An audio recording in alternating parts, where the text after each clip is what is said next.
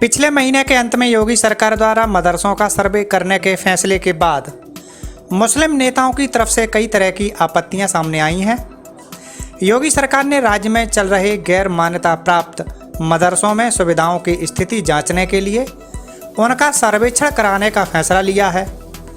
अब जमीयत उलेमा ए हिंद ने योगी सरकार के इस फैसले पर आपत्ति जताई है।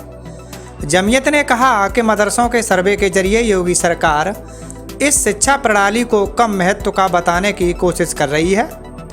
बुधवार को जमीयत उलेमा ए हिंद की तरफ से मदरसों का बचाव करने की बात कही गई। जमीयत उलेमा ए हिंद ने हर कीमत पर मदरसों का बचाव करने की बात करते हुए कहा कि उत्तर प्रदेश में मदरसों का सर्वेक्षण करने का राज्य सरकार का कदम इस शिक्षा प्रणाली को कम महत्व का बताने की एक दुर्भाग्यपूर्ण कोशिश है। प्रमुख मुस्लिम सामाजिक धार्मिक समूह जमीयत उलेमा ए हिंद ने एक बयान में कहा है कि देवबंद के दारुल उलूम, लखनऊ के दारुल उलूम, नदवातुल उलेमा और सहारनपुर के मजाहिर उलूम जैसे प्रतिष्ठित मदरसों के 200 से अधिक प्रतिनिधियों ने इस बैठक में भाग लिया, जिसका विषय था मदरसों की हिफाजत करना।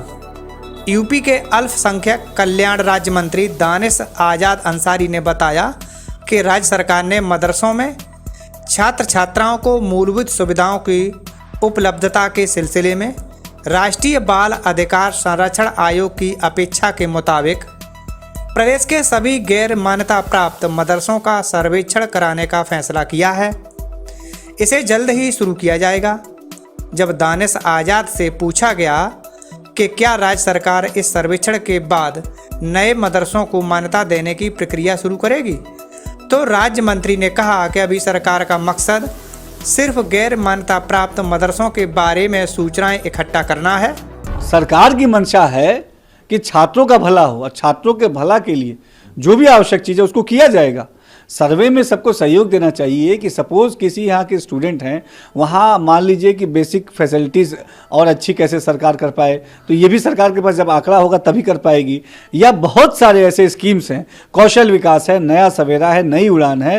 तो अगर कोई इंस्टीट्यूट ऐसे भी चल रहे हैं, मदरसे ऐसे भी चल रहे हैं जहाँ पे इन योजनाओं से उन छात्रों को कनेक्ट करके उन छात्रों के भलाई के लिए काम हो पाए, तो सरकार इस दिशा में भी काम करेगी। तो सर्वे केवल ये जानकारी के लिए है कि किस तरीके से हम अपनी योजनाओं को और बेहतर ढंग से छात्रों के बीच में लागू करके छात्रों के विकास को, उनकी अच्छी शिक्षा को और बेहतर रोजगार को सुनिश्चित करें। प्रदेश में इस समय कुल 16,461 मदरसे हैं, जिनमें से 560 को सरकारी अनुदान दिया जाता है। प्रदेश में पिछले 6 साल से नए मदरसों को अनुदान सूची में नहीं लिया गया है। अल्पसंख्यक कल्याण राज्य मंत्री ने बताया कि जारी आदेश के मुताबिक अब मदरसों के प्रबंध समिति के विवादित होने या समिति के किसी सदस्य के अनुपस्थित होने की दशा में मदरसे के प्रधानाचार्य और जिला अल्पसंख्यक कल्याण अधिकारी मृतक आश्रित कोटे से नियुक्तियां कर सकेंगे। इससे पहले प्रबंध समिति में कोई समस्या होने पर मृतक आश्रित को नौकरी देने के लिए मुश्किलों का सामना करना पड़ता था। मदरसों के अंदर कोई टेक्निकली तौर के ऊपर किसी के नक्शों में, किसी के कुछ चीज़ में, अगर जैसे चाइल्ड प्रोटेक्शन के अंदर अगर बात है, अगर उसमें कहीं कोई कमी आ रही है, हम यहाँ हमारी जो स्टीयरिंग कमेटी है वो लोगों को, मदरसों को एडवाइस करेगी कि इसको इस तरह से ठीक कर लिया जाए और कंप्लायंसेस हो जाए। तो क्योंकि हम लोग लॉ अबॉइडिंग सिटीजन है और जो लॉ है उस लॉ को मानेंगे और मान रहे हैं, लेकिन उस लॉ का गलत इस्तेमाल नहीं होना चाहिए। सब्सक्राइब कीजिए न्यूज इन इंडिया को और बेल आइकन को दबाइए न्यूज से जुड़ी लेटेस्ट वीडियोज सबसे पहले देखने के लिए।